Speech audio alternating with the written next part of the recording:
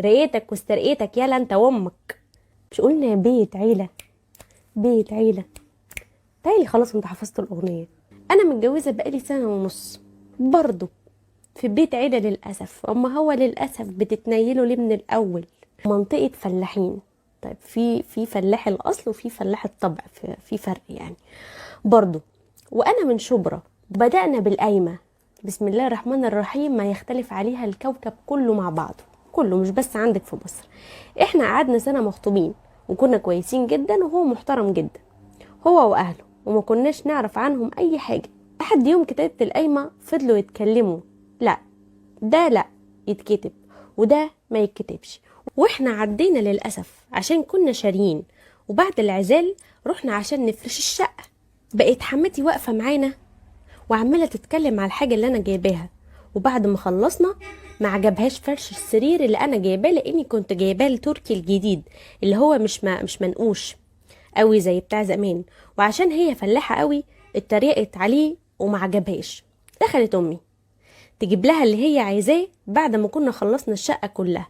وساعتها اتخانقت مع امي عشان ما تجيبش حاجه، وان دي شقتي وانا اللي هعيش فيها وعجباني كده.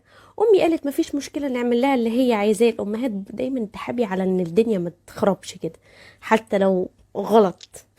انا فرحي كان في العيد وخلصنا فرش الشقه يوم الوقفه. جات يوم العيد الصبح خطيبي اللي هو بقى جوزي كان بيكلمني عشان يعيد عليا. راحت واخده منه الفون على اساس انها هتعيد عليا، وراحت قايله لي بقى كده ده منظر عزال تجيبوه؟ حسب الله ونعم الوكيل.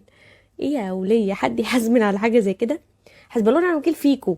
فضحتوني وسط اهلي، كل اللي يشوف الشقه يتريق عليها منكم لله. وقعدت تسمعني كلام زي السم اول يوم العيد الصبح، وخطيبي قاعد ساكت وسامع. ما انت برضو قاعده ساكته وسامعه كل ده، وما قالش اي حاجه. طبعا انا قعدت اعيط. بعد ما هو خد الفون قمت قافله في وشه السكه. بعدها هو كلمني تاني وزعلان. ليه حبيب ماما زعلان؟ عشان انا قفلت السكه في وشه. بقول له يعني ينفع اللي امك عملته؟ والله تستاهل كلمه امك، يعني ما بحبهاش بس تستاهل كلمه امك يلا. حتى ما هنش عليه انه يتاسف، لا قال لي معاها حق، هي شايفه ان دي حاجات ما تليقش بابنها. اسم الله عليه وعلى ابنها. رقيتك واسترقيتك يالا انت وامك. انا اتصدمت من رده وقفلت وحكيت لبابا وماما، وكنت عايزه افشكل لكن اهلي ما رضيوش لاني كاتبه الكتاب. وحنيتي كانت تاني يوم لقد وقعنا في الفخ. وقعنا في الفخ عشان المفروض يعني كاتب الكتاب ده بيبقى قبل ما اروح الشقه بنفس. ليه؟ عشان انا ما احطش صباعي تحت درس حد ابدا، افشكل وقت ما انا عايزه براحتي. لما اتجوزنا نزلنا تحت من اول اسبوع وما لحقتش اتهنى بشقتي، والمفتاح دايما في الباب. يعني في الباب يعني هم وفروا عليكي بدل ما يطلع هو 4 5 نسخ بقى المفتاح في الباب. تصدقي الاقتراح ده احسن كده؟ حليتي معانا مشكله النسخ بتاعه المفتاح. بدل ما العريس يعمل نسخه لامه والخالته والعمته، هو المفتاح يبقى في الباب طول الوقت بحيث ان حتى الحرامي يخش عليكي. المهم ان انا لو شلته المفتاح، لو شلته بيعملوا مشكله. ازاي يعني تشيل المفتاح من الباب؟ واي حد بيدخل عليا عادي على سني ملكيش حرمه، سواء امه او اخته من غير اي استئذان. ودخلوا عليا كتير وانا في الحمام، او بيخشوا عليكي الحمام، او في اوضه النوم نايمه، او ابقى قاعده في الصاله والاقي الباب يتفتح ويدخلوا يجيبوا حاجه من التلاجة، او يدخلوا البلكونه، او يدخلوا يعملوا اي حاجه من غير اي استئذان. ولما جيت اكلمه قال لي هيستأذنوا ليه في بيتهم. انا ابتديت اتحر. انت ليكي اوضه نومك بس، متجوزك في اوضه النوم بس، علميا وعمليا. هي دي منطقتك، خدي بالك انت فاهماني صح؟ خدي راحتك فيها. وعدتها. هي الفكره بقى في عدتها. عارفه انتوا بتعدوا من البدايه وده مش صح. بقيت اسيب هدومي الداخليه عادي في الاوضه لاني بنزل من الصبح بدري، مش بلحق اروق، ولما بخلص بطلع اشوف شقتي بعديها. لقيته بيقول لي ما تسيبيش الهدوم كده تاني عشان اخواتي شافوها، اخواتي الشباب. واسم الله عليك وعلى اخواتك الشباب وعلى اللي جابتكوا كده رمه واحده بيخشوا اوضه نومك ليه؟ مش فاهمه يعني بيختار بوكسر من عندك ولا ايه ده؟ ايه ده؟ قلت له وانت ايه اللي دخل اخواتك الشباب اوضه نومي؟ هي مش المفروض دي اوضه نومي؟ قال لي ساعتها بيطلعوا يجيبوا حاجه او يعملوا اي حاجه، ما تسيبيش حاجتك كده تاني. لا راجل يلا، راجل يلا. وببقى نايمه بقميص او اي حاجه قصيره والاقي امه او اخته دخلوا عليا الاوضه، بس الشهاده لله هم بيخبطوا لما بيكون هو معايا او بيندهوا.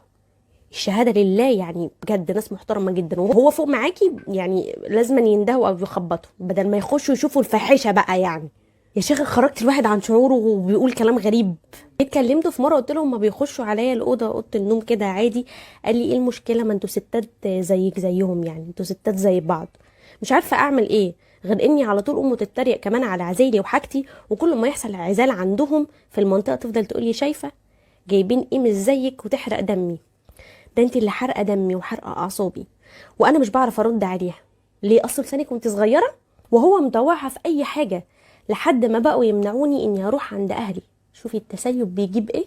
هو ده ان اصل كنا بنعدي عشان نسهل الدنيا، وواخد مني الفون عشان ما اتكلمش مع حد من وراهم. اي مكالمه لازم يبقى هو او امه قاعدين جنبي، واتخانقنا كتير عشان مروحي عند اهلي عبده. يعني اهلي لما بوحشهم كانوا بيجوا عشان يشوفوا ابني كمان، انا معايا ولد. لحد ما سمعت مكالمه بينه وبين امه وهما بيشتموا عليا انا واهلي. وحاليا انا غضبانه وبصراحه عايزه اتطلق. اوف، اخيرا بردتي على قلبي. عشان انا هبان متحامله جدا في كلامي، هبان ان انا متحامله عليكي، فهحاول ما اقولش اي حاجه عشان انا متعصبه دلوقتي، فاكيد ردودي مش هتبقى في محلها. مش هقولك انفصلي، بس هو الغلط عندك انت من البدايه، ان احنا لما بنقبل باشياء نرجع نحاول نغيرها، ده يبقى عته مننا وغباء مننا. ليه؟ انا قبلت على وضع معين، مش هاجي اقوله بعد كده لا معلش. كرامتي وشخصيتي كانوا فين من البدايه؟ انا ما حطيتش بلان نمشي عليها، مفيش خطه. اذا ما جيش اطلب حاجه في النهايه وتنيلنا قلنا 200,000 مره بيت عيله لا، بيت خرا لا. تقدري تشوفي رأي السكاكر اخواتك في الكومنتات، عشان انا اكيد مش هقولك اتطلقي. انا متجوز من 10 شهور، مراتي بنت بلد كده وانا بحبها، طيبه وجدعه، بس بتتصرف ساعات تصرفات غريبه بتخليني احس الحب ده هيضيع مع الوقت. يعني مثلا ممكن مره واحده الاقيها عامله شعرها اصفر. عرفتوا ليه قلت لكم ما تضربوش اكسجين؟ لازم ابدا تقلبي شكيره، خليكي على طبيعتك. واصفر بس ما فيهوش اي الوان تاني. اقول لها ان شعرها الاساسي احلى بلونه، تقول لي تجديد وتغيير عشان ما تزهقش، وافضل صابر على المنظر ده والمفروض اتجمل فيه لحد ما يهدى او تعمل لون تاني. لما بتيجي تحط مانيكير انا بحبه جدا، وبحب الست اللي تهتم بضوافرها بتحطه معكوك ومش بتهتم تحطه بشكل مظبوط، فبحس اني ماسك ايد بنت صغيره كانت بتلعب في حاجه امها. انا عاجبني تشبيهاتك قوي الحقيقه، وما ببقاش حاسس اني ماسك ايد مراتي. كل ده كوم يا اميره، وانها بتستحمى بالمعطر ده كوم تاني. اكتشفت ده بالصدفه لما كنت بساعدها في الشقه وقالت لي هات المعطر وحط شويه في الميه عشان امسح. انا ما كنتش باخد بالي خالص لان ريحته ما بتبقاش ظاهره في الشقه، بس لما شميته قبل ما ادلق منه في الميه افتكرت ان دي ريحتها وريحه شعرها. يعني كل الروايح وكل حاجه الستات خلصت عشان تستحمى بالمعطر. من ساعه ما اكتشفت ده وانا بقيت طول الوقت حاسس اني واخد بلاط الشقه في حضني ومش مراتي. هي نظيفه وانا بحبها، بس مكسوفه اقول لها ده بشكل مباشر تفهمني غلط او تزعل مني. انا بس عايز احس بالانوثه اللي كانت في دماغي ناحيتها. قولي لي اعمل ايه، وهشوف راي الناس، واتمنى انها تشوف الفيديو ده حتى لو صدفه وما تزعلش مني. انا ببعت من اكونت مش حقيقي، يعني ما تخافيش يا حبيبتي، انا محافظه على شكلي وشكلك واسرارنا، بس انا مش عايز اجرحك، وبتمنى ما تتضايقيش مني لو شفتي المشكله عند اميره. في الحقيقه انا والله ما عارفه اقول ايه. خلينا نبدا بان رسالتي تكون موجهه للبنات. اهتمامك بنفسك ما ينفعش يكون من وجهه نظرك انت بس، لازم يكون من وجهه نظر الراجل اللي انت متجوزاه او اللي انت مخطوبه له او اللي انت بتحبيه. يعني ايه الكلام ده؟ هو يا استاذه اميره تعالي اقول لك، وسعي خلقك معايا كده واسمعي. معنى ابسط، انت لازم تبقي فاهمه ذوق الراجل اللي انت معاه، لازم تبقي عارفه هو بيحب ايه وبيفضل ايه عشان حضرتك تعرفي تطبقيه. هيحتاج منك شويه ذكاء قد كده ان انت تفهمي بس ستايله في البنات عامل ازاي. يعني هو بيحب البت المطرقعه كده اللي كلها الوان، اللي عامله زي البغبغان اللي مضروبه في خلاط كده وما تتشافش. بيحب البنت الرايقه اللي ستايلها فورمال وكل حاجه كده بتختارها بالشعره. ده هيساعدك بشكل نسبي في انك تقللي عدد خياناته لانه كده كده هيخون، يعني متفقين. مهما كنت بتتشقلبي وبتعملي دي حاجه بالنسبه لطبيعتهم فمالناش دعوه بيها، احنا بنتكلم بس ان احنا نقلل الاخطار. هتفتكر يا صاحب القصه ان انا ناسيك؟ لا انا مش ناسيك، انا كنت بس بدي موعظه للبنات عشان ما تبقى كده فاهمه وملمه معانا بالدور وراجعه لك انت. انا جايه اهو. اللي حضرتك هتعمله ان الحاجه اللي انت مش عارف تتكلم عنها هتتدخل فيها. حضرتك هتشوف اي انثى في حياتك، بنت خالتك، بنت عمتك، ايا كان صفاتها، وتعرف منها الكوافير كويس وتخليها تعمل ضوافرها هناك دايما. يعني انت تبقى حاجز ده كده، ده حبيبتي كادو مني عشان انا بحبك وبتاع، فانت تدخلت وانقذت العك اللي هي بتعمله. بالنسبه لحوار الشعر هيتطبق عليه نفس حوار الضوافر، ان احنا برضو هنبقى حاجزين عند كوافير باختيار اللون اللي انت عايزه، فانت اللي هتبقى مسيطر على ده، مش هتسيبها هي تتصرف من دماغها، انت هتلحقه. بالنسبه للمعطر اللي انت تستحمى بيه، والله عسل وطيبه وعلى نيتها. حضرتك هتشوف مثلا برضو نفس بنت خالتك او بنت عمتك ديت، تختار لك مثلا مجموعه كويسه كده من اي برفانات او اي بودي سبلاش او كده، وتجيب لها المجموعه وتبقى هي بتستخدمها. بسيطه. ممكن تختصر كل الهري ده على نفسك وتوريها الفيديو بالعيني بقى. يعني الراجل بيحبك، الراجل بيحبك وقرر ان هو ما يغلطش ولا يبص بره ولا يختصر على نفسه المسافات ويبرر لنفسه حاجات. يعني بيحبك وبعد القصه يعني ما تزعليش منه، كمان من اكونت فيك يعني موجب وبيحبك. بعيدا عن الهزار بقى وكده، بجد انت راجل محترم ان انت ايه يعني ما اختصرتش على نفسك الطريق وقررت ان انت تلعب بديلك واستسهلت. يا ربنا يهدي سركم والله. ازيك يا ميرو؟ قلبي ميرو ناس، اول مره حد يقول لي كده. اولا انا بحبك قوي، ثانيا عايزاكي تساعديني. معلش مشكلتي طويله. انا اهلي جوزوني وانا عندي 14 سنه 14 سنه دي بتفقهوا يعني الحياه في السن ده. مش عارفه اقول يا حسبي الله ونعم الوكيل في الاهالي اللي بتجوز العيال في السن ده. مش عن حب طبعا، ده كده كده حب ايه يعني ل 14 سنه، لاني كنت لسه طفله. كان بيعاملني اوسخ معامله، واهانه وشتيمه، واهله كمان. وكنت بشوف حاجات مش تمام بينه وبين مرات اخوه، لاني كنت عايشه معاهم في نفس البيت. حتى لما حملت بهدلني وبرضه وقال لي انا لسه صغير على الخلفه والهم ده. المهم خلفت ولد وبنت، وانت قايله اسمائهم، بس يعني قلتي لي ما تذكريش ده. على ما اتذكر كده ان انت قلتي كده. عامه يعني ان في ناس بتبقى بعد القصص ساعات هتحسوا ان في ممكن تبقى في حاجات ناقصه او ساقطه كده، ده بيبقى برغبه الشخص، هو مش عايز يحكي تفصيله معينه عشان ما تبينش ان هو الشخص الفلاني لناس معينه، فيعني عشان بس تبقوا راضمين معاه. حصل مشاكل بعد ما خلفت وطلعت غضبانه، وطبعا وقفت على الطلاق وهو طلقني، بس ما كانش عند مأذون، كان بالكلام كده. اتعرفت على واحد بعدها على النت واتكلمنا وحبيته وحبني. ليه كده؟ وحكيت له كل حاجه عن حياتي، واتفقنا ان لما اتطلق رسمي هيجي لي يتقدم لي. من اين جئتي بالثقه؟ من اين؟ طبعا جوزي جه يرجعني واهلي يرجعوني ليه بالعافيه، قالوا عشان العيال واحنا عندنا صعايده وما ينفعش اقول لا. حبيبي اللي عرفته عن النت ده حكيت له كل حاجه، وكان معايا خطوه بخطوه. فين خطوه يا صاحب الخطوه؟ وقال لي ما ينفعش يكون في اي حاجه بينا دلوقتي لانك مع جوزك، فحرام. راجل محترم وشكلك مش بتاع نت خالص. اترجيته يفضل معايا لاني حبيته قوي، وقلت له انا هتطلق بيه او من غيره، لاني ما ينفعش اعيش مع البني ادم ده خالص. فضل معايا، وبعد ما رجعت لجوزي، مش عارفه الحته دي وكلاني ليه، وبعد ما رجعت لجوزي لا معاملتي معاه اتغيرت، وهو بدأ يحبني ويحسن من نفسه، وقعدني في بيت لوحدي، وبقى يصرف عليا وعلى الولاد، وما بقاش فيه شتيمه ولا ضرب ولا اهانه، وبقى بيتمنى لي الرضا ارضى. بس طبعا ده كله ملوش لازمه بالنسبه لي، لاني كنت بالفعل كرهته. دلوقتي انا اتطلقت، وحبيبي ده اتقدم لي، وجوزي عايز يرجع لي. بيقول لي انا ما اقدرش اعيش من غيرك، وكمان عشان العيال ما يتبهدلوش. ملحوظه، هو يعني في العلاقه الزوجيه صفر من ساعه ما اتجوزنا، وانا ما بحسش معاه باي حاجه يعني حلوه صفر دي. غير كده انا ما بقيتش احبه. دلوقتي انا محتاره اختار حبيبي ولا ارجع لجوزي. لسه في حته، ولا ارجع لجوزي عشان العيال وما اكونش انانيه، بس هفضل شايله ذنب اني عايشه مع واحد وبحب واحد تاني. وكمان حبيبي ده اهله عايزين يجوزوه باي طريقه، وخطبوا له مرتين وفركشهم عشاني 6 سنين دلوقتي، وهو مستنيني 6 سنين، واهله عايزين يفرحوا بيه. قولي لي اعمل ايه؟ بص يا ستي، انا هقول لك الحاجات اللي اتجاه جوزك والحاجات اللي اتجاه حبيبك، وانت اختاري. وشوفي برضو رأي الناس في الكومنتات. اولا، رجوعك لجوزك مش هيعصمك من ان انت تفضلي تفكري في حبيبك ده. ما انت ما قلت، انا مش بقول حاجه جديده، انت بالفعل قلتي كده.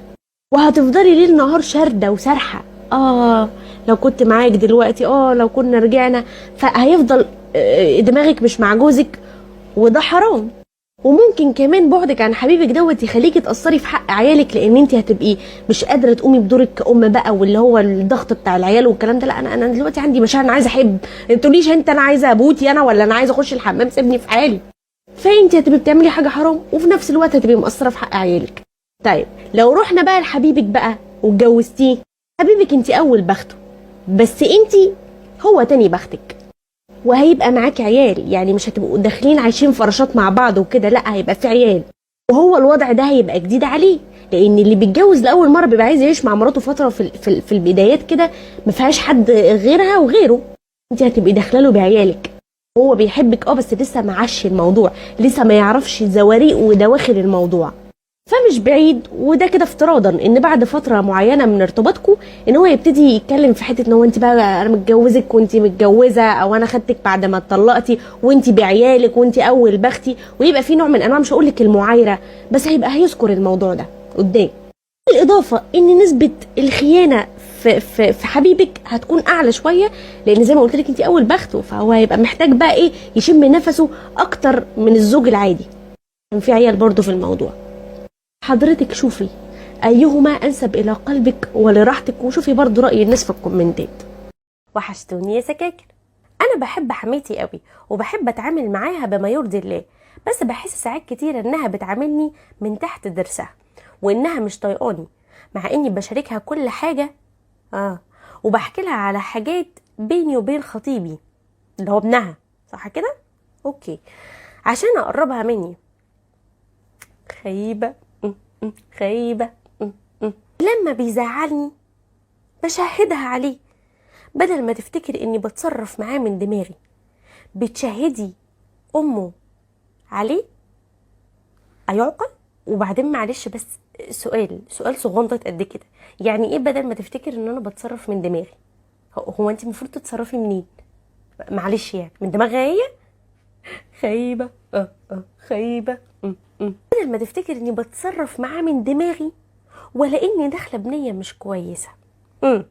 كتير بتصل عليها مش بترد، وانا ببقى عايزه اهتم بيها واودها. قوليلي اعمل ايه عشان انا مستغربه طريقتها. انت اللي مستغربه طريقتها، ده انا اللي مستغربه طريقتك. وعايزه اشوف راي الناس في الكومنتات.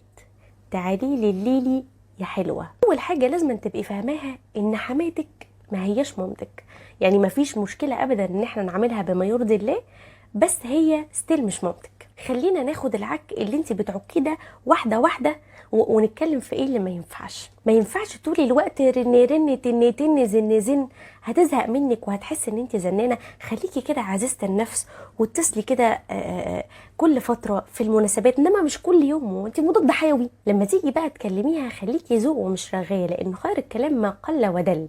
يعني ما تبقيش عماله وده اللي حصل وده اللي جرى وبتبقيش وليه لتته كده في نفسك، لا الكلام كل ما قل كل ما كبر من قيمه صاحبه. وفي مقوله انا بموت فيها بتقولك ايه؟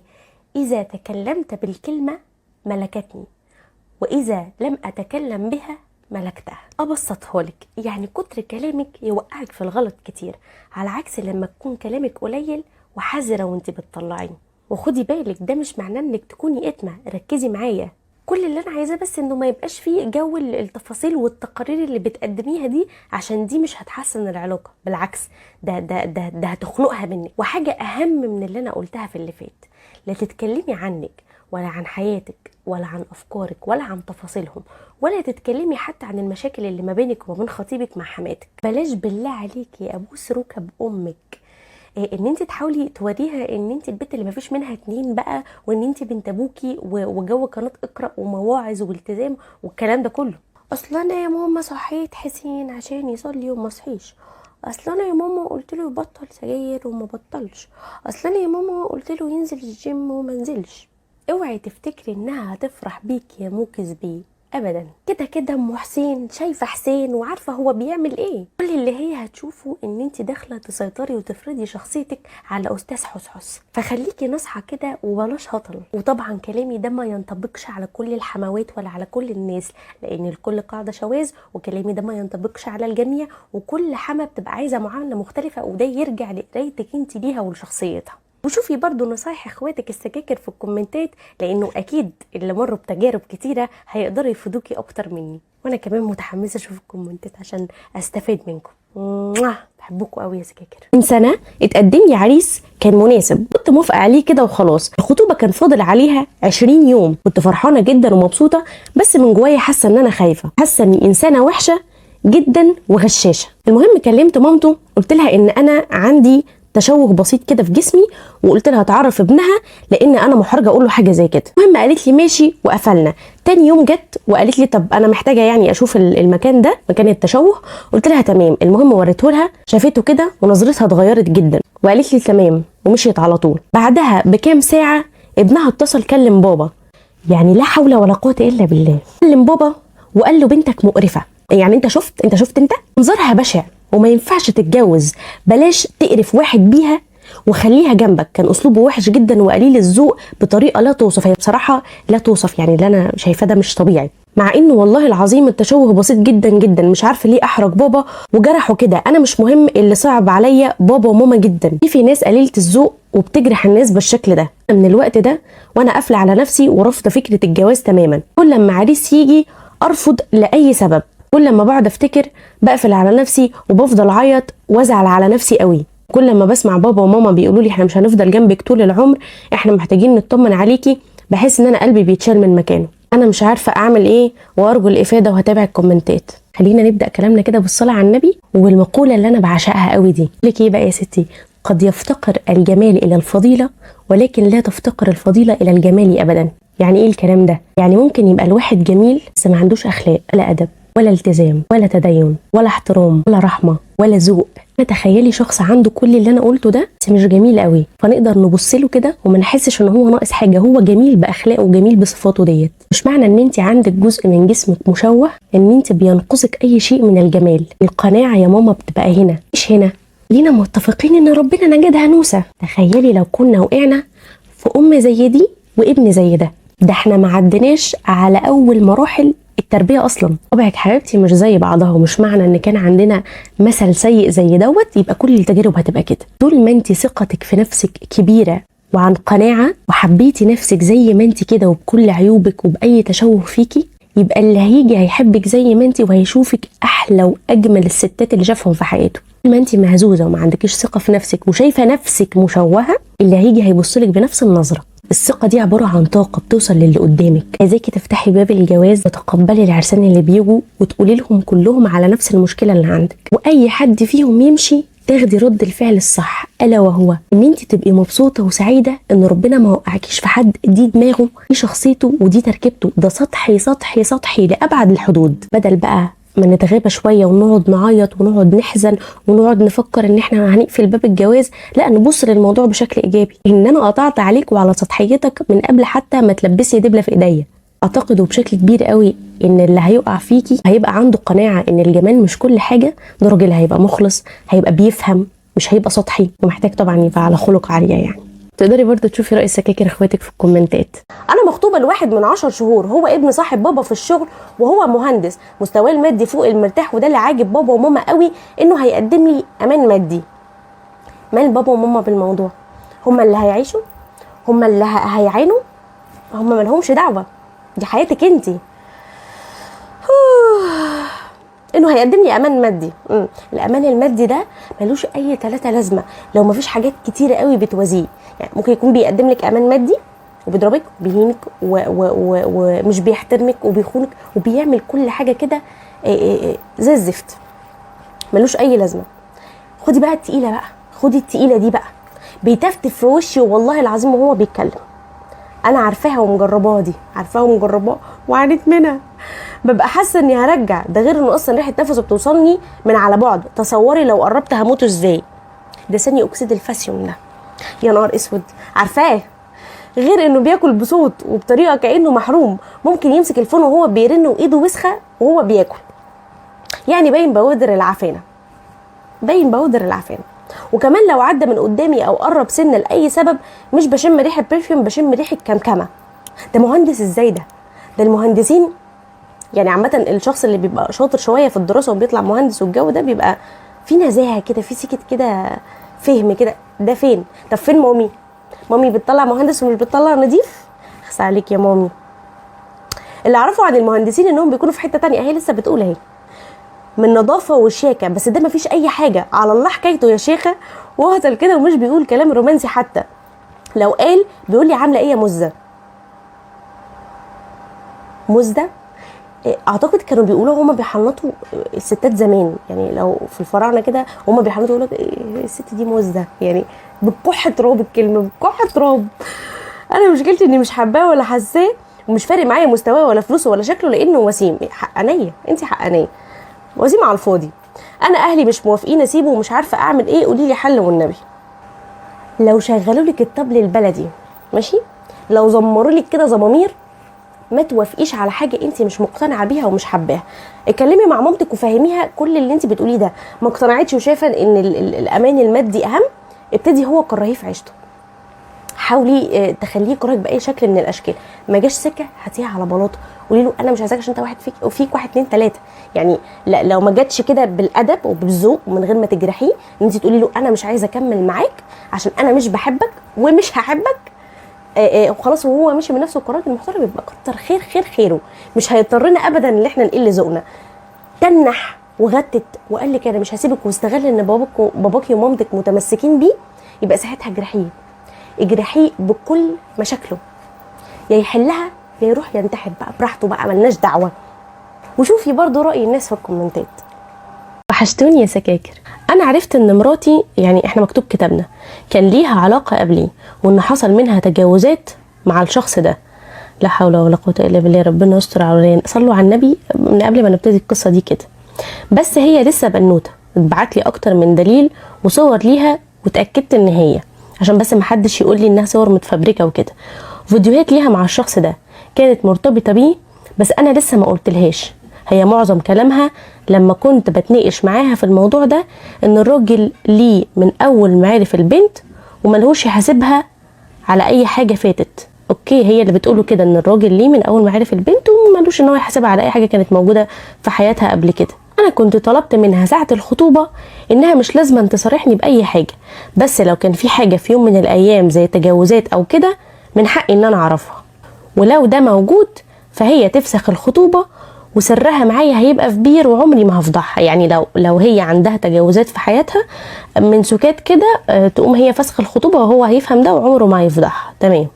بس هي ما عملتش كده، وكمان ما قالتش حاجه وفضلت ساكته وكملت في الكذبه. توبتها بينها وبين ربها، لكن ده حقي اني كنت اعرف واقرر اكمل ولا لا. بس انا مش قادر استحمل الوضع ده، خصوصا اني عمري ما حصل ما بيني وما بين اي بنت اي تجاوزات. انا كنت حابب انهي الموضوع بس من غير ما اقول لها، عشان مش عايزه اجرحها. انا مش متقبل فكره ان في راجل عمل معاها اي حاجه يعني، وشاف يعني اوكي تفاصيل اوفر، يعني حصل بينهم اي شيء وشاف مثلا شكلها وكده، وكمان معاه صور ليها. يعني هو بيقول انا مش حابب حاجه زي كده ومش قابل حاجه زي كده. فالموضوع كده كده بالنسبه لي هقفله، بس مش عارف اقفله ازاي عشان محدش يقول عليا من اهلها اني بعتها وان انا اللي سايب، لان انا عمري ما هفضحها قدامهم. بس انا مش عايز حد يغلطني. فرحي كمان فاضل عليه شهرين، ويا ريت بلاش اي كومنتات تقنعني ان انا افضل معاها، او يتقال لو هي كانت لسه ماشيه او بتكلمه ما كانش هيبعت لي حاجه. انا مش متقبل فكره ان راجل غيري شافها يعني. انا طالب بس اعرف ازاي انهي الموضوع من غير ما اجرحها، لان هيجي لها صدمه انا متاكد من حاجه زي كده لو صرحتها. فقولوا لي اعمل ايه.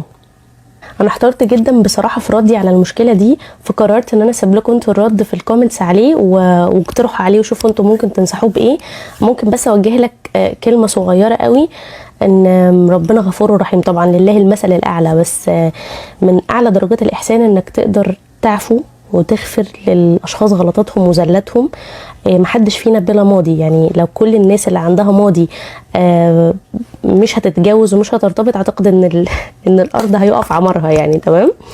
يعني من رحمه ربنا علينا الستر، ان ستر الناس عن الناس. ناس كتيره قوي اتجوزت وهي عامله بلاوي في حياتها، سواء كان رجاله او ستات.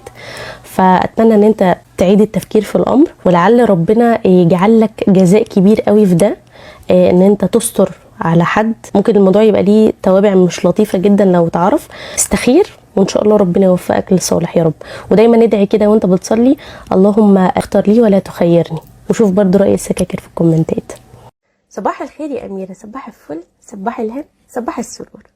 انا متابعاكي من فتره وبحب اسلوبك. بصي يا ستي، انا عندي مشكله وعايزاكي تساعديني في حلها. انا متجوزه بقالي 3 سنين ونص، عن قصه حب طويله ومشاكل ومعافره عشان نتجوز، وخصوصا ان هو عمل كتير قوي وقلب الدنيا عشان نتجوز. ما بخافش اقدم من اللي بيقلب الدنيا ده. عارفه بتلاقي مره واحده البطاريه هبطت كده، ما بقاش فيها طاقه ولا بيعرف يديكي حاجه بعد كده. معايا ولد دلوقتي 2.5 سنين، جوزي غلبان بس هو في مشكله صغنططه، ان هو سليط اللسان في الخناق بينا، اللي هو على اتفه الاسباب بيقول لي كلام يوجعني قوي وبيأذيني، واحيانا ممكن لطشه كده يمد ايده عليا على سبب هايف، مع العلم ان انا اساسا من مكان وهو من مكان، عشان هي قالت لي ما اذكرش الحته دي، بس سبب رفض اهلي ليه كانت هي بعد المسافه. وعمري ما دخلت اهلي في مشاكلي عشان ما يتشحططوش معايا. هو شغال في مكان بعيد وبيجي كل شهر او مدتين مختلفين، برضو قالت لي ما اقولهمش بحيث ان ما حدش يقطع علينا ان هم يعني. طب بصدفه بقى اللي هتيجي تبعت قصه تقول لي اذا كانت عايزاها تنزل ولا لا، واذا كانت انت عايزه تغير فيها تفاصيل ولا لا، عشان القصه اللي هتنزل مش هتتمسح. وبلاش ازيك ولا عامله ايه ولا ممكن ابعت قصه ولا هبعت هنا ولا مش هبعت ولا انت بتردي ولا ما بترديش، ابعتي القصه على طول. نرجع بقى لقصتنا. هو بينزل كل فتره معينه كده كام يوم ويرجع تاني. دخلنا بسيط وانا بشتغل وبساعد معاه، وهو ليه اخ واخت. اخوه لسه متجوز من كنت هقول يا لوي اتجوز من شويه، هي قايله المده بس قالت لي برده ما اقولش. المهم يعني مراته عسوله وممكن تكون احلى مني.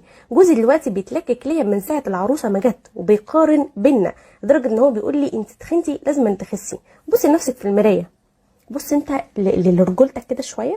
لا معلش بس ثانيه واحده، هو ازاي تبص على جسم مرات اخوك وكمان تقارن ما بين جسمها وجسم مراتك؟ يعني هو عامه المقارنه دي بتبقى اللي هو انا نفسي في الحاجه دي، هو في ايه؟ هو مش بس بصي لنفسك في المرايه، شوفي بطنك وجسمك. والجديد اللي صدمني ده صدمني انا، ويقول لي انا بقيت بقرف منك ومن شكلك. بصي لمرات اخويا حلوه وماليه عين جوزها ازاي، هي ماليه عين جوزها ولا ماليه عين اخو جوزها؟ ومش بس كده، ده بيقول لي انا بقيت بقرف منك ومن شكلك، انا كمان اللحظه دي قتلتني، بعمل معاك يعني علاقه زوجيه وانا قرفان من نفسي بس عشان اريح نفسي جسمانيا. معلش يا اخويا معلش، انا عارفه ان الهرمونات الحيوانيه دي بتعمل ايه في البني ادم لو اعتبرنا ان حضرتك معانا يعني. مع العلم ان انا بهتم بنفسي جدا وبنظافتي الشخصيه، وبعمل كل اللي هو عايزه في الحياه العاديه وفي علاقتنا الزوجيه حتى لو انا مش حباه. انا مصدومه من كلامه ومش عارفه اعمل ايه. حتى اهله طلعوا عندي وسمعوني وانا بتخانق معاه، وكانت سلفتي معاهم. قلت لها على الكلام اللي هو بيقوله ومقارنته بيني وبين مرات اخوه، وكان رد فعلها اعملي له اللي هو عايزه.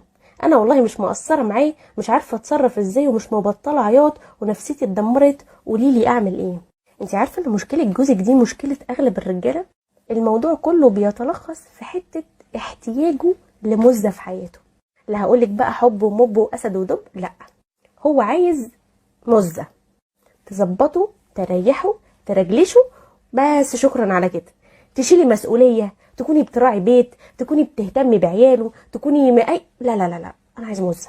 بيبقى عايز واحده تحس بتعبه في الزقزقه، ليل نهار تشقلب وتشقلط فيه وتخبطه في الحيطان مرمطه، هو نفسه يتمرمط.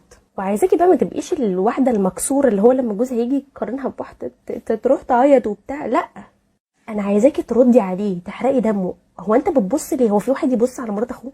هو انت فين دينك وفين اخلاقك؟ هو انت ترضى ان انا طول الوقت اقارنك باخوك واقول لك بص اخوك وعضلاته وبنجاته وسكس باكساته؟ ردي كده وطولي لي لسانك ده. بعيدا عن اني مش هتكلم على قله ادبه وبجاحته وقله ذوقه وعدم احترامه، انت اكيد عارفاهم، وقبلهم حرمانيه ان هو يبص على مرات اخوه. كل اللي انا عايزاه منك بقى ان انت تبقي مستقله شويه، تعرفي تعملي كده، تعرفي تنزلي جيم، تعرفي تخسي، تعرفي تبقي ست كده قويه ومستقله، ووقتها انت اللي تختاري بايدك ان انت تدفي عليه. وانا مش هطلب منك خالص ان انت تحاولي تعملي لي اللي هو عايزه زي ما سلفتك قالت، ولا ان انت تحاولي تبقي شبه مرات اخوه. لا لا لا، انا مش عايزه كده، انا عايزاك تعملي ده لنفسك، عشان اللي هو بيحاول يكسره او يوصله لك انت تقويه. مفيش حاجه بتتعمل عشان خاطر راجل بتتعمل صح. انت لو عملتي حاجه عشان وجي نكد عليكي نكديه صغيره هتلاقي نفسك بتوقفي. مش عاجبك حتى اللي انا بعمله ده، طب اهو اعملي ده عشانك وعشان نفسك وعشان ثقتك في نفسك قبل اي حاجه، وبعد كده هتلاقيه هو جاي بيتغندر لوحده، طالب السماح ونفسه تاخديه تحت باطك او تحت فخدك ايهما اقرب. وعشان انا خلقي ضاق ودمي فار، شوفي راي السكاكر اخواتك في الكومنتات. دلوقتي خطيبة اخويا طبعها زفت، ده غير انها اجتماعيا وماديا اقل مننا وساكنين في منطقة لوكال. عجبني اختيارك للالفاظ. ما عندهاش ثقة في نفسها اطلاقا، واهلها بيئة. طبعا هتشوفوا كلامي ان هو عنصري جدا، بس معلش كملوا الحكاية دلوقتي للاخر. احنا خطبناها ورحنا مع اخويا وكنا معاها وبنعملها حلو جدا تمام، عشان هي اختياره وكان مرتبط بيها من ساعتها بجد، وهي بتغير اوفر عليه، وده غير ردودها الزفت، وبتسبب لينا في احراج دايما بسبب ردودها وغيرتها. لان اخويا مهتم بنفسه وبيروح الجيم والحمد لله وظيفته محترمه جدا. الهانم بتاخد موبايله وبترد على اي حد، وتمشي تقول له بتضحك ليه ومتشيك ليه. قطع علاقته بنص اصحابه بسبب انها بتغير. ولو ليهم اخوات بنات، اصحابه لو ليهم اخوات بنات ممنوع يحضر افراحهم. اما بالنسبه ليا بيبقى يوم اسود لو حد من اصحابي جه البيت، او اخويا وصلني فرح حد فيهم، يعني فرح تبع حد فيهم، وعامله فولو ليهم كلهم، وبتفتح الستوري عشان تعرف مين فيهم عندي، وتكلمني تقولي نزليهم حالا، ويجوا البيت واخوكي مش موجود. يعني هي بتحكم عليكي تمام. لما اقول لها لا تقول لي يومك اسود انت واخوكي، لدرجه ان اخويا بقى يقول لي بتعملي لي مشاكل. ولو عندي فرح ووصلني بتفضل على الموبايل وتتصل بيا تقول لي ما تنزلي تاخدي تاكسي او خدي اوبر. انا بجد خلاص صحابي قطعوني بسببها. ولما اقول لها ده بيتي ادخل فيه اللي انا عايزاه، ترد تقول لي لا انت فاكراني نايمه على وداني. ده غير الفضايح في كل مناسبه اللي بتعملها بجد. لو حد من قرايبنا سلم عليه ترد بقله ذوق وتمسكه خناق، تمسكه تفضل تخانق فيه يعني تمام. هو حر طبعا في نفسه، انما هي بتتحكم فيا انا ليه؟ بسبب انها مش راضيه تخس وعايزاه هو ينزل مبهدل. يعني هي عشان جسمها مش الطف حاجه، هي مش عايزاه كمان هو يروح الجيم، وعايزاه يبقى ينزل مبهدل ويبطل يروح الجيم. هي لسه بتقول، واهلها للاسف ناس بيئه وبيشجعوا التصرفات دي، ومفهماهم ان ده حب وغيره. انا عرفت بجد من فضايحها وقله ذوقها ايه الحل معاها، لاننا بنعملها كويس قوي، وبحاول اكون هاديه طول الوقت حتى في زياراتهم. قولي لي اعمل ايه، وعايزه اشوف راي الناس في الكومنتات. مثل بيقول لك ايه؟ اللي بيشيل قربه مخرومه بتخرخر على دماغه هو. اختيار اخوكي في وجهه نظري وفي وجهه نظرك وفي وجهه نظر اخواتك او مامتك او كده غلط.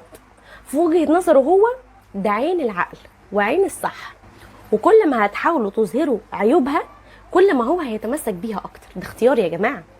بصي انا مش هكون متحامله عليه قوي، لان الواحد لما بيحب بيبقى حرفيا معمي، ومرايه الحب عاميه، فبيشوف حتى العيوب. الله، شربات مكرر يعني. انا ما شفتش كده بصراحه. ايه الحلاوه دي؟ فهو بالنسبه له كل حاجه فيها بيرفكتو. كل اللي حضرتك هتعمليه ان انت هتسيبيه انت ومامتك، مش هتحاولوا تغيروا حاجه. ليه؟ لان كل ما ضغطتوا كل ما هو اتمسك بيها اكتر. الموضوع هيجيب نتيجه عكسيه. مش هتحاولوا تفرضوا عليه اختيار، ولا هتحاولي مثلا تخلي مامتك اللي هو يا خطيبتك يا انا، ولا اي حاجه من الحاجات دي. البني ادم ما بيتعلمش غير لما بيتخزوق. انت واخده بالك؟ فسيبيه ياخد الخازوق بمنتهى الهدوء. مش انت عايز، مش ده اختيارك، اشرب، سيبيه يشرب. ما دام مش شايف ومطجن دماغه ومش عايز يفهم، وحاولت تكلميه او تفهميه او مامتك تعمل كده وما استجابش، يبقى يتساب لخازوقه. وبالنسبه لها هي هتتعاملي معاها ازاي؟ شفتي الهوا؟ انت في الهوا بتعبريه بس. اتصلت ما ترديش، قالت اللي قالته ما تعمليش، طريها. وهو بقى يبقى يحل مشاكله معاها بطريقته. انت حر، عايز تسيطر سيطر، عايز تسيبها سيبها. انت عيشي حياتك زي ما انت عايزاها، وما تخليهاش او ما تديهاش هي فرصه ان هي تتحكم في حاجه، ولا نزلي صحابك، ولا روحي انت بتاكسي ولا باوبر. هوا زي ما قلت لك. تقدري برضو تشوفي راي السكاكر في الكومنتات. تنياكم على الانستجرام. بنات اللي اقل من 20 سنه الفيديو ده مش ليهم. ميرا ازيك؟ انا عندي مشكله كبيره مع جوزي، واظن دي مشكله عند ستات كتيره. ده فعلا انا اكتشفت من فتره انه بيتفرج على افلام مش كويسه. لما اكتشفت حسيت باهانه وتعب نفسي رهيب، واني عندي مشكله مع اني عامله اللي عليا. ولما واجهته ندم وكان زعلان جدا وتاسف لي كتير، وعادي مش هيكررها. وبعدها اكتشفت انه ما بطلش، والاصعب اكتشفت انه كمان بيستنى او بيمارس العاده مع انه كويس جدا جدا معايا وانا مش مقصره ناحيته. المشكله لما بقيت تيجي سيره الموضوع بيتكلم عادي، مش انه ندمان وبقى فيه نوع من البجاحه والاستهتار بمشاعري، مع ان الامر ده بيجرحني جدا ومش عارفه احسسه ازاي ان اللي بيعمله ده غلط كبير، ومش حابه اكلمه تاني بشكل مباشر لان ده بيجرحني. اسباب تخلي الراجل يتفرج على حاجات مش كويسه او يمارس العاده السريه: يا اما يكون اعزب، يا اما تكون مراته مش مكافياه باي شكل من الاشكال، وهو اتعود على ده ومش قادر يبطله حتى لو في ست في حياته. في الثلاث حالات الموضوع حرام. لما سالتها كان ردك ايه لما واجهتيه بحاجه زي كده؟ قال لها انا باخد خبره، تكون العلاقه ما بيننا احسن يعني وكده. انك قلتي ان انت عامله اللي عليكي وان الموضوع ما بينكم كويس، يبقى هي شكلها عاده هو مش قادر يبطلها، ملوش اي علاقه بان هو بيكون مبسوط معاكي في العلاقه الزوجيه. ده انبساط شخصي، ده احساس هو بيحب يحسه لوحده، تدخل اي طرف تاني. هتتعاملي بقى مع ده ازاي؟ هو انك هتتجاهليه تماما، تعيشي حياتكم طبيعيه وعلاقتك بيه طبيعيه، بل بالعكس انت لو قادره نفسيا ان انت تزودي في عدد المرات اعملي كده. انما كونك بتتكلمي كتير ده هيخلي عنده رغبه كده جواه ان هو عايز يعمل ده اكتر، بعيدا عن زنك وعن شفتي لما بتقولي للعيل ما تعملش يقوم عامل بالعند، هيعند، ممكن ما يبقاش عارف ان هو بيعند اصلا. اللي انا دايما بقوله ان انتي ما تكسريش حاجز الستر ما بينك وما بين جوزك ولا حاجز الخوف. يعني لو بيخونك مش ضروري يعرف ان انتي عارفه، اتصرفي اتجاه دوت زي ما كنت تتصرفي وانتي ساكته. وفي نفس الوقت انتي لو عرفتي ان هو بيعمل اي حاجه غلط من وراكي ليها علاقه بالافلام اللي مش كويسه او بالعاده او بالكلام ده كله، ما تعرفيهوش ان انتي عرفتي. ده هيخليه يحس ان هو بيتعرى قدامك، عارف ان ده حرام وكلنا عارفين ان ده حرام، فبالتالي هو حاسس ان الستر اترفع ما بينكم. هيبتدي يكرهك او يبقى فيه عداء خفي هو مش عارف هو جاي منين ولا عنده مبرر ليه، هو في عقله الباطن وبس. فبالتالي هتتعاملي زي ما قلتلك، وفي حال ان انت اكتشفتي اي حاجه تانية بعيدا عن الموضوع دوت مش لازم المواجهه، خدي تصرفك اللي المفروض تعمليه من سكات. اللي انا بقوله ده مش دفاعا عنه، ولا انا بقولك تسكتي وما تخبطيش وترزعي في الدنيا وتطالبي بحقوقك والكلام دوت، بس لان ربنا مدينا احنا شويه حكمه وعقل مش موجودين عندهم، فعشان كده بقولك تتصرفي بعقل. انا ببعت المسج وانا متاكده ان انتي مش هتشوفيها. شفتها. تفائلي بالخير يا ماما، تفائلي. انا عندي 26 سنه، متجوزه بقالي 7 سنين، وطبعا كنت بحب حد قبل جوازي بس ما حصلش نصيب، وحسيت انه ما تمسكش بيا فبعدت، بس بحكم ان احنا ولاد عم فطبيعي بنشوف بعض، بس هما في بلد وانا في بلد. جوزي اللي معايا حاليا شافني صدفة في الشارع وسأل عليا وجيت اقدم في اليوم اللي شافني فيه، وطبعا اترفض.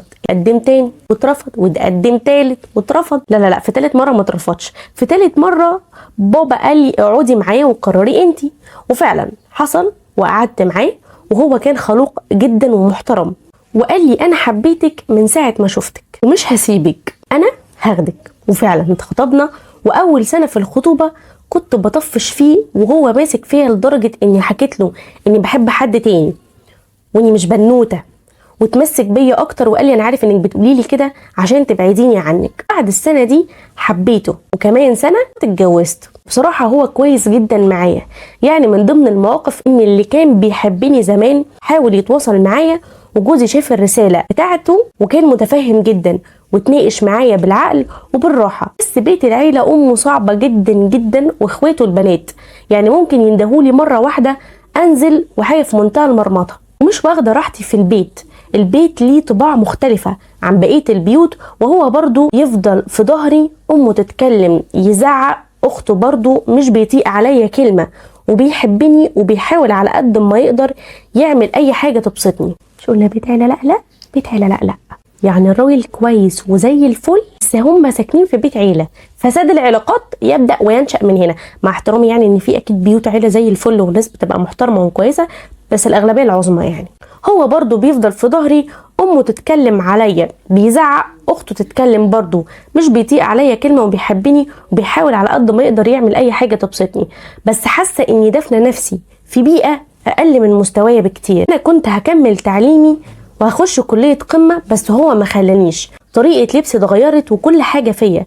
عايزه اقولك الموضوع وصل لحلب الباين، يعني رفع الله قدركم. وبقولك كنت هخش كليه قمه، طبعا ما حصلش حمل، رحنا كشفنا اكتشفت انه عنده مشكله كبيره في الخلفه، صعب انها تتحل حتى بالحقن المجهري، وهو بقى بيتعصب على اقل حاجه، بس عمره ما مد ايده او شتم، استفزني بكلام يرخم عليا. بس طبعا امه مش مقتنعه انه مش بيخلف، وبتحاول على قد ما تقدر تطفشني انا من البيت وتخلينا نسيب بعض. بصراحه كنت الاول بتضايق، بس دلوقتي انا بقيت خايفه ما اخلفش او اسيبه يبقى بظلمه، احساس الذنب مش بيفارقني، خايفه اكون ظلمته معايا، وطبعا محدش هيحس بيا لاني نفسي ابقى ام قوي. بالله عليكي قولي لي اعمل ايه وانا هتابع السكاكر في التعليقات. محتاجه كل يوم تصلي صلاه استخاره وتدعي ربنا من صميم قلبك ومن كل قلبك وبكل جوارحك وانت بتبكي له كده وبتتذللي ان هو يرزقك بالذريه الصالحه وان هو يصلح لك الامر ده، لانه الدعاء بغير القدر. محتاجه الفت بس نظرك لكام حاجه كده، ايا كان قرارك ايه وايا كان السكاكر هيقولوا لك ايه في الكومنتات. حاجتين ممكن تعمليهم، يا اما تكملي وتحتسبي الاجر عند ربنا ان انت هتكملي معاه وان انت مش هتسيبيه، وحاسه بحبه وبقد ايه هو متعلق بيكي ومش هيقدر يعيش من غيرك، وتحتسبي الاجر ده عند ربنا، او ان انت تبعدي وتنفصلي، وطبعا مش هيبقى عليكي اي ملامه ولا هتبقي ظلمتيه ولا اي حاجه، لان ده من حقك ان انت محتاجه تبقي ام، ومحدش ملام في اختياره، سواء كان الراجل اللي عنده مشكله او الست اللي عندها مشكله، محدش هيبقى ملام في الاختيار اللي هو بيختاره ده، لان احنا بنعيش الحياه مره واحده يعني. بس انت ممكن، يعني احنا بنفترض مع بعض او بنفكر مع بعض، انت ممكن لما تختاري حد تاني ما ترتاحيش، ما تتحبيش بنفس القدر، تجيبي عيال بس ما تبقيش مرتاحه مع الراجل ده، وممكن اصلا لو انفصلتي، يعني انت عندك 26 سنه ما تلاقيش حد ترتبطي بيه وتكسري ال 30 عادي وال 35 وتبقي لا طولتي اللي بيحبك ولا طولتي الخلفه اللي انت بتدوري عليها. ففكري في كل جوانب الموضوع، زي ما قلت لك استخيري لان ده اهم حاجه. وتقدري برضه حبيبتي تشوفي راي السكاكر في الكومنتات، وربنا يا رب يا حبيبتي يصلح لك حالك ويرزق كل اللي بيتمنى زر. لو سمحتي نزلي مشكلتي بدون اي تفاصيل شخصيه. انا 29 سنه، اتخطبت 4 مرات، كل مره بمده سنه، ده انت ظابطه نفسك بقى، او 2، وما كانش بيحصل توفيق.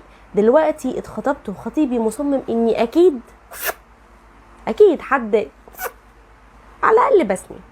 ما هو ازاي حلوه قوي كده وعندي 29 سنه ومحدش لمسني؟ انا حلفت له على المصحف انه ما حصلش، ومش مصدق اني ولا عمري اتلمست ولا عمري اتفرجت على اي حاجه هكا ولا هكا يعني. انا بريئه والله بريئه، انا بتحطم. هتبقى 5 خطوبه، يا اما اعترف له انه حصل حاجه واحكي تفاصيل وده ما حصلش، يا اما يسيبني. انا مامتي وبابايا متوفيين وانا عايشه مع بيت جدي وخالتي، لو فسخت جدي هيرميني في الشارع. انا خايفه لو قلت حاجه ما حصلتش واقول ليه كده، قولي لي اعمل ايه؟ ده ايه العته ده؟ ده ايه ده؟ بصي خلينا في الاول فابو قرون اللي معاه كده. ليه؟ لان هو ما ينفعش يتقال عليه حاجه غير كده. يعني انا مش هقدر اقول عليه مثلا انسان بيفهم بيستوعب، لا ده مفيش، ده ربنا كده عارفه حاطط على عينيه غشاوه وعلى عقله كده، عارفه لما يكون في حاجه ملفوفه بسلوفان، هو كده مفيش عقل خالص. ففكره ان هو يضغط عليكي عشان يبقى يتاكد ان في حاجه حصلت وتحكي يا اما هسيبك، قولي له مع السلامه او روش تلعب. انت بتقولي لي ان انت لو فسختي المره دي جدك هيرميكي في الشارع. طيب ايه رايك لو اتجوزتي واتطلقتي وتترمي انت وعيالك في الشارع؟ ايهما احلى؟ يعني خليكي بطولك، وكده كده محدش بيرمي لحمه. يعني هي ممكن تكون كده حته تهديد كده بحيث ان انت ما تفشكليش الخطوبه او يبقى في اي ضربات، لان انت ما شاء الله يعني مش فاهمه ايه كميه الخطوبات اللي انت بتخطبيها دي وايه سبب الفسخ ان انت ما قلتيش.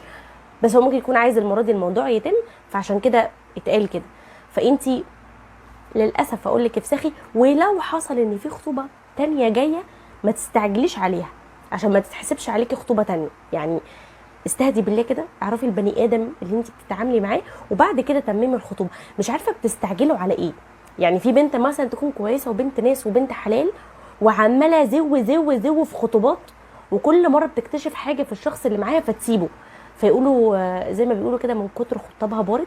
الناس بتفتكر ان البنت معيوبه، عشان كده كل شويه تفسخ وان الرجاله هم اللي كويسين وهي اللي عندها غلط، مع ان في حقيقه الامر هي اللي بتكتشف حاجه مش مناسباها فبتسيب.